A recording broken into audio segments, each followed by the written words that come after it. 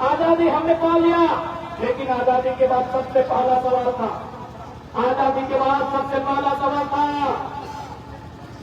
कि आजाद भारत, इतनी बड़ी आबादी, इतने लोग इस भारत को चलाएंगे कैसे? सबसे बड़ा चैलेंज देश है। अरे हम 75 साल आगे आ चुके हैं। अगर संविधान भारत में नहीं लागू होता, अगर भारत में लोकतांत्रिक देश नहीं बनता, ईमानदारी से कहिए क्या हम 75 घंटे आगे आ पाते? नहीं, सरकार रोक सकते हैं, राज्य की सरकार रोक सकती है, खेल के अंदर ठीक रोक होगी, लेकिन वो खेल तब होना चाहिए, खेल के बाहर आप सभी लीजेंड है, आप सभी अच्छे लोग हैं। इसलिए जो हुआ वो उस समय के लिए रहने दीजिए, आप उसे खेल के बाहर मत लेकर आइए। खेल के बाहर एक खूबसूरत दुनिया है जो आपके इंतजार कर रही है। चलिए, मामला लग रहा है शांत है, और शांत है, दिक्कत है आज के समय का खान पान है। एक जमाना हमें देखिए मुखिया जी, आप और मैया पर काकी पर अपनी खाला तो मरुआ लपसी घट रहा, आप बीच गिरा है बालखेड़ वाला खाना गाँव मानने लगा स्वामीनाथन जतरा जल्दी बना जाए, एकदम केमिकल वाला खाना, केमिकल सीधा दिमाग में असर होता है, 1 सेकंड बर्दाश्त। अरे भाई बर्दाश्त करने लिए की रहता है, अपनी भाषा कहावत है ना, जब शहर से रहे और खीर पानी पत्थर काटे, धीरे धीरे गिर पत्थर काटे, जितना जोर गिर तो पानी खत्म। तो भाई जिंदगी में अच्छा बहुत दूर तक जाना हो, कुछ बनना हो तो खीर पानी, खीर भैसे धीरे पानी पत्थर काटे। तो आज इस फैर तो हमें आराम से फैर पूछा ध्यान खाते लंबा डिस्टर्ब कर रहा। अरे अपन साथी सब तो नहीं, अपन समिया के ढंग का पहले दोस्त का मतलब ये नहीं होता है कि आप दोस्त के गलत कामों में साथ दें। दोस्त का मतलब होता है अगर वो गलत करे तो रास्ता दिखाइए। देखिए इन लोग क्यों मनोबल बढ़ रहा है, आप लोग 4 लोग उसके साथ खड़े हैं, 4 लोग जो आप उनके साथ हैं आप उनको डांटिए या हाल खराब कर रहे हैं। एक बात हमेशा याद रखिए, कोई भी आदमी अगर गुनाह करता है, कोई भी आदमी अगर गलत रास्ता अपनाता है, उसमें अगर दोस्त लोग अगर साथ नहीं देगा तो बड़ी गलती नहीं करेगा। बात अगर उनके अच्छे दोस्त से चराता दिखाइए, भले आपके दोस्त हैं, आपके नौमतिया यार है, आपके साथ कंचा अकेले होंगे, आपके साथ पूरी डंडा अकेले होंगे, लेकिन आप मुझे कहिए कि हम यहाँ गलत है। दोस्त का मतलब ये नहीं होता है कि दोस्त अगर गलत करे उस काम में साथ दे। दोस्त है आपको समझाइए कि मेरे दोस्त आप यहाँ गलत है, शांत हो जाइए। तो जो भी साथी है आपके दोस्त है, 4-5 लोग आप लोग आगे पीछे हैं, और एक आदमी तो झगड़ा करता है, माहौल एक आदमी खराब करता है, ये हजारों माहौल खराब है। तो इसलिए माहौल खराब एक 2 आदमी करते हैं, आप लोग 10-20 की संख्या में उनका साथ मत दीजिए, उनको समझाइए। तो आज इस क्रिकेट प्रतियोगिता के फाइनल दिवस उपस्थित हमारे मंच में मंचा सिंह, इकलाक भाई, राजा जी, हरिंदर दा, मुखिया दा, तमाम हमनी के बोड़ भाई, हमनी के दादा, हमनी के चाचा, जेठा के मंच में मंचा सिंह, हमें सभी के जोहार, नमस्कार, आदाब। इस आयोजन कमेटी के विशेषकर धन्यवाद। बड़ी सुंदर कार्यक्रम, बिल्कुल बस खाली गांव देहात के ग्राउंड में इस प्रकार के कार्यक्रम होना, गांव देहात के कार्यक्रम में इस प्रकार के खेलकूद होना कहीं न कहीं काबिल तारीफ की बात है। सोनी आयोजन समिति के बहुत बहुत धन्यवाद, बहुत अच्छे तरीके से कार्यक्रम के संचालन करना। हम धन्यवाद देंगे स्थानीय थाना प्रभारी और तमाम पुलिस के जवानों का, जिन्होंने आज ग्राउंड में आकर यहाँ के कमेटी के नौजवानों को हिम्मत दिया कि स्थानीय पुलिस की टीम और स्थानीय थाना प्रशासन भी आपके साथ है, मैं उनको भी धन्यवाद दूंगा। मीडिया के साथियों, मैं उनका भी आभार, उनका भी अभिनंदन करूंगा कि मीडिया के साथी जिनका हमेशा किसी भी सामाजिक कार्यक्रम में सहयोग रहता है। तो साथियों, ज्यादा समय जाया न करते हुए आज गणतंत्र दिवस है, रिपब्लिक डे ऑफ इंडिया, और यह दिन बचपन से हमें बड़ा याद आता है। तो आज सबसे पहले इस मैदान में उपस्थित सभी भारतीयों को गणतंत्र दिवस की बहुत सारी शुभकामनाएं, ढेरों शुभकामनाएं। और सबसे महत्वपूर्ण बात कि आखिर गणतंत्र की जरूरत क्यों पड़ेगी इस देश को? इस देश को पहले आजादी की जरूरत थी। अंग्रेजों के लंबे कालखंड के बाद चाहे महात्मा गांधी रहे, पंडित नेहरू रहे, नेताजी बोस रहे, सरदार पटेल रहे, भगत सिंह आजाद या अशफाक उल्लाह खान रहे, आजादी सबसे पहले हमारे देश के क्रांतिकारियों ने, हमारे देश के वीरों ने आजादी लेने का काम किया। आजादी को हमने सन 1947 15 अगस्त को मुकर्रर कर लिया, आजादी हमने पा लिया। लेकिन आजादी के बाद सबसे पहला सवाल था, आजादी के बाद सबसे पहला सवाल था कि आजाद भारत, इतनी बड़ी आबादी, इतने लोग इस भारत को चलाएंगे कैसे? सबसे बड़ा चैलेंज। क्योंकि आप भी जानते हैं, किसी की आस्था मंदिर में है, किसी की आस्था मस्जिद में है, किसी की आस्था गुरुद्वारे में है, किसी की आस्था गिरजाघर में है, तो किसी की आस्था किसी पेड़ के नीचे। विविधताओं का भारत, अलग अलग धर्म को मानने वाले लोग, अलग अलग जाति संप्रदाय से जुड़े हुए लोग, अलग अलग बोली बोलने वाले लोग, अलग अलग भाषा बोलने वाले लोग, अलग अलग खाना भोजन खाने वाले लोग, अलग अलग कपड़ा पहनने वाले लोग, अलग अलग त्योहार मनाने वाले लोग, कैसे इनको चलाएंगे कैसे? सबसे बड़ा चैलेंज। तब भारत के तमाम विद्वानों ने एक निर्णय लिया कि जैसे किसी के लिए पवित्र कुरान है, किसी के लिए पवित्र कुरान है, तो किसी के लिए पवित्र गुरु ग्रंथ साहिब है, तो किसी के लिए बाइबल है, तो चलिए सबको मिला के सबके एक आधार बनाकर एक नए भारत का, एक आधुनिक युग का एक ग्रंथ बनाते हैं, जिसका नाम भारत का संविधान दिया जाता है। आज कहिए, अगर भारत में संवैधानिक देश नहीं होता, हम आजाद तो हो जाते, लेकिन क्या हम चल पाते? हम मानते हैं आज भी समाज में कई ऐसे लोग हैं जो इंसान में भेद फैलाने का काम करते हैं, लेकिन उसके बाद भी ये मोहब्बत का देश है, ये मोहब्बत वालों का देश है। अरे हम 75 साल आगे आ चुके। अगर संविधान भारत में नहीं लागू होता, अगर भारत में लोकतांत्रिक देश नहीं बनता, ईमानदारी से कहिए, क्या हम 75 घंटे आगे आ पाते? नहीं आगे आ पाते। हिंदुओं का कहते हैं कि हमारे रास्ते पे चलो, मुसलमान कहते हैं हमारे रास्ते पे चलो, तो सिख कहते हमारे रास्ते पे चलो, तो सब कहते भाई हमारे रास्ते पे चलो।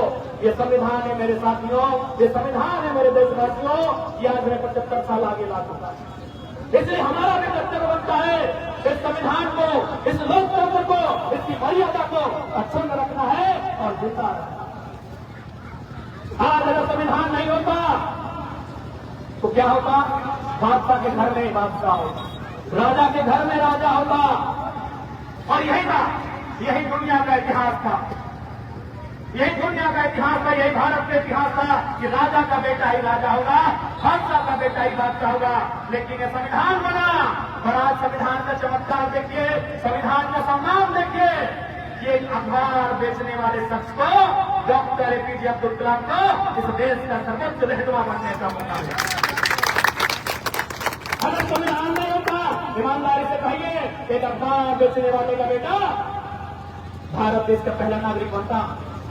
आज वर्तमान की बात करिए, आज एक आदिवासी बेटी द्रौपदी मुर्मू, एक आदिवासी बेटी आज भारत देश के सर्वोच्च सिंहासन पर बैठी है, और लोकतंत्र के साथ। इसलिए इसकी मर्यादा, इसका मान रखना हम सभी भारतवासियों को कर्तव्य है। जो परिवेश आप देख रहे हैं, जो माहौल आप देख रहे हैं, यहाँ बहुत आवश्यक हो जाता है समझदार लोगों का सामने आना। ऐसे में हमारा सूझबूझ के साथ आगे बढ़ना बहुत आवश्यक है। एक बात याद रखिए, भारत की खूबसूरती यहाँ की भाईचारा में है, भारत की खूबसूरती यहाँ के सौहार्द में है, और उसे जिंदा रखना, उसे सुरक्षित रखना हम सबों का कर्तव्य होना चाहिए। इसलिए आज गणतंत्र दिवस के शुभ अवसर पर तमाम लोगों से मेरी यही अपील होगी, तमाम लोगों से मेरी यही राय होगी, और मेरा विशेष अनुरोध होगा कि इस गणतंत्र की मर्यादा को बनाकर, और वही गणतंत्र है कि बिल्कुल आपको आजादी के साथ, आपको स्वतंत्रता के साथ, आपको अपने मौलिक अधिकारों के साथ, आपको धार्मिक स्वतंत्रता भी देता है। आप अपने धार्मिक अधिकारों का भी अनुपालन करें, आप अपने धर्म को श्रेष्ठ दिशा में ले जाए, अपने धर्म का अनुपालन करें, बिल्कुल। लेकिन आज जो माहौल बन रहा है, उस माहौल को सीमित रखने के लिए पढ़े लिखे युवाओं का हर वर्ग हर तबके से आना बहुत आवश्यक है। नहीं तो आप देख सकते आज देश की विचारधारा क्या है, आज देश की परिस्थिति क्या है, आज भारत देश के शिक्षा का स्तर क्या है, रोजगार का स्तर क्या है, कोई उस पर बात नहीं करता है। हर कोई केवल धर्म पर बात सुनना पसंद करता है। इसलिए मैं आपसे आग्रह करूंगा, लोकतंत्र की मर्यादा के साथ साथ एक बेहतर नागरिक होने का हमें परिचय देना है और देश की प्रति अपना योगदान देना है, यह हमें सुनिश्चित करना है। ज्यादा समय नहीं लेंगे। अगला भाई कई दिनों से कह रहे थे कि गोविंदपुर में जो अवैध निर्माण का कार्य हो रहा है उसमें स्थानीय नौजवानों को नहीं रखने का खेती किया जा रहा है। मैंने पहले भी कहा था, आप एक प्रदर्शन की तैयारी करें, एक आंदोलन की तैयारी करें, जेल के उसको लीड करेगा, क्योंकि हम लोग हमेशा लोगों के अधिकार के साथ लोगों की आवाज बनकर उनके साथ खड़े हैं। इसको आप तय कर लीजिए, क्योंकि अब खेल का मैदान है, थोड़ा सा खेल का बात करते हैं। और विशेषकर मेरे वो भाई सुनिएगा जो फिलहाल मैदान के अंदर कुश्ती कर रहे थे, जो मेरे भाई लोग मैच के रिजल्ट के बाद मैदान में एक दूसरे के दुश्मन बनकर बैठे थे, ये संदेश मेरा उनका होगा। और देखो विशेषकर आप इसको जरूर बढ़िया से रिकॉर्ड करिएगा, क्योंकि आए दिन ये सारी समस्याएं सामने हमारी आती है। मैं आपको एक किस्सा सुनाता हूं, मैं आपको एक कहानी सुनाता हूं जो फिल्मों की नहीं, उपन्यासों की नहीं, एक वास्तविक घटना है। आपने नाम सुना होगा नेल्सन मंडेला का। जो स्थान भारत की राजनीति में महात्मा गांधी का है, वही स्थान साउथ अफ्रीका की राजनीति में नेल्सन मंडेला का। नेल्सन मंडेला आपने 10वीं क्लास में की कहानी पढ़ी होगी कि लॉन्ग वॉक टू फ्रीडम, आपने उनके बारे में पढ़ा होगा। लेकिन मैं आज उस किताब के बारे में नहीं, एक वाक्य सुना रहा हूं। पहली बात तो मंडेला कौन है आपको भी मालूम है, वो साउथ अफ्रीका के पहले काले रंग के राष्ट्रपति। 300 साल गोरे लोग वहां राष्ट्रपति बने, अब नियम बन गया था, लेकिन अब मंडेला ने उस मिथक को तोड़ा और 300 सालों के बाद मंडेला उस कंट्री के राष्ट्रपति बने। अब एक बात है जो बात मैं विशेष उन भाइयों को सुनाना चाहता था जो बड़ी कुश्ती कर रहे थे। एक दिन की बात थी, मंडेला एक होटल में खाना खाने के लिए बैठे थे। होटल कहिए, ढाबा कहिए, रेस्टोरेंट, जो आपको मन लगे, अपना ढाबा भी बोल सकते हैं, खालसा भी बोल सकते हैं, और भी होटल का नाम आप लोग जानते हैं, जो अभी अपने दिमाग में सेट कर रही है। कोई होटल में मंडेला खाने बैठे, मंडेला जब बैठे थे तो जाहिर सी बात है राष्ट्रपति है, राष्ट्रपति के सामने सैकड़ों लोग रहते हैं, यानी जो वहां खाने बैठे थे उस आसपास में बहुत लोगों की भीड़ थी। लेकिन बगल लगभग वहां से 10-15 फीट की दूरी में और एक व्यक्ति खाना खा रहा था, वो अकेला था। मंडेला ने अपने सहयोगी, उनके सहयोगी होते हैं जो उनके अंगरक्षक होते हैं, उनने कहा सबको मेरे टेबल पर गया तो हमारे सामने खड़ा। वो आदमी जो अकेला बैठा था, जब वो मंडेला के सामने आया, वो थर खा रहा है, हाथ पर कांप रहा है, तो खा रहा है, हाथ कांप रहा है, शरीर में पसीना दे रहा है। मंडेला ने कुछ नहीं कहा, किसी ने कुछ नहीं कहा, बस नोटिस किया कि थर कांप रहा है। उस व्यक्ति ने खाना खाया, भोजन किया और वो चला गया कि सर हम निकलते हैं। जब व्यक्ति चला गया तो मंडेला के गार्ड ने पूछा, उसके सहयोगी ने पूछा कि सर जब वो अकेला था, खुद था, आपके सामने कांपने क्यों लगा? अरे आप तो राष्ट्रपति हैं, आपके सामने कैसा डर? आपके सामने तो सबको सुरक्षित महसूस करना चाहिए। मंडेला ने बड़े प्यार से कहा, मंडेला राष्ट्रपति बनने से पहले 28 साल जेल में थे, तो मालूम है ना? जैसे गांधी जेल में थे, नेहरू जेल में थे, भगत सिंह जेल में थे, मंडेला भी 28 साल जेल में थे। तो मंडेला ने कहा कि जो व्यक्ति जो थर कांप रहा था, असल में वो उस जेल का जेलर था, जिस जेल में मैं कैदी था, और ये कभी मुझे मारता था, कभी मुझे पीटता था, कभी मेरे जख्मों में नमक छिड़कता था, और कभी कभी तो पेशाब कर देता था। और आज वो सोच रहा है कि हम तो राष्ट्रपति बन चुके हैं, अब उस जेलर पर जाएंगे तो क्राइम टकरा देंगे यार। इस देश में राजनीति वाले टकरे करते हैं, क्या नहीं करते हैं, नाम करने की जरूरत नहीं है, क्योंकि अभी आज खेल का मंच है।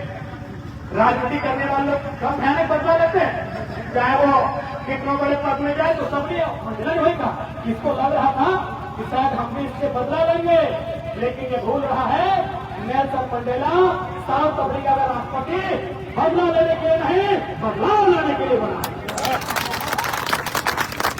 थर थर कांप रहा है। ये जेलर इसलिए थर थर कांप रहा था कि कहीं मैं बदला ना लूं।